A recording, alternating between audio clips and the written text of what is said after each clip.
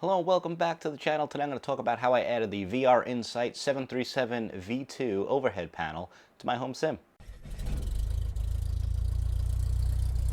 So I've had the home sim for a little over a year now, and I'm always looking for ways to improve upon it and add functionality.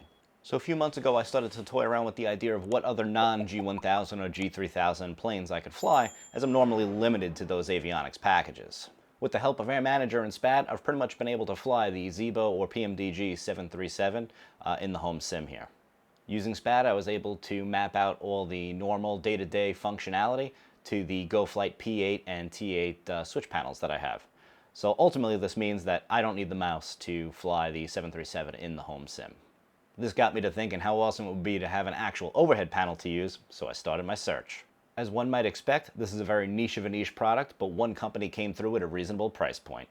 And I say reasonable because it seems every other option out there was in the multiple of thousands of dollars for the forward overhead panel. However, they were all mostly geared for professional use. So ultimately I landed on the VR Insight 737 V2 overhead. This is an almost full forward 737 overhead panel. More on that in a second. This panel comes with 70 toggle, 90 rotary, and 96 annunciator LEDs. It also has digital readouts of the flight altitude, landing altitude, voltages, as well as pressurization. Through the use of SPAD, there are ready-to-go profiles or snippets to have the panel fully functional for the PMDG or VIVO 737 in minutes. The only knobs or switches that are just simply dummy knobs are the circuit breaker lighting and the temperature control panel. Now, while these aren't mission critical, I would have liked to control the fan that I use to circulate air within the home sim. Now, the VR Insight 737 panel has two methods that you could mount it with. It comes with these wing stands to have it mount upright on your desk, or you could use the VESA mount on the back. I currently have it mounted with the quick release VESA plate mounted to two wooden crossbeams.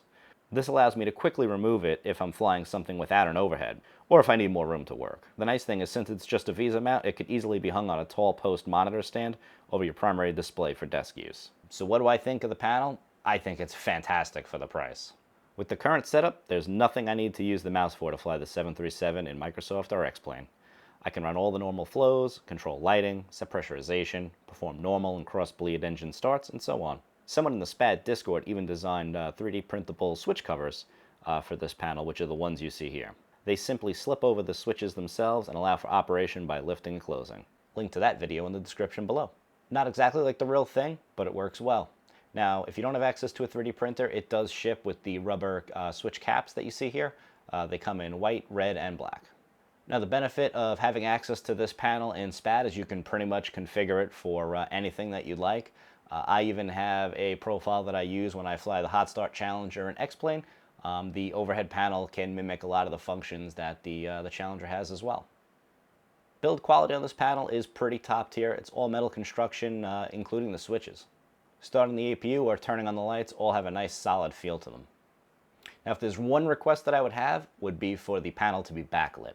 Now, while it doesn't come with an included LED light to see better at night for night flying, and ultimately I can kind of see all the knobs and switches that I need without issue, it would really be cool to see this panel lit up at night.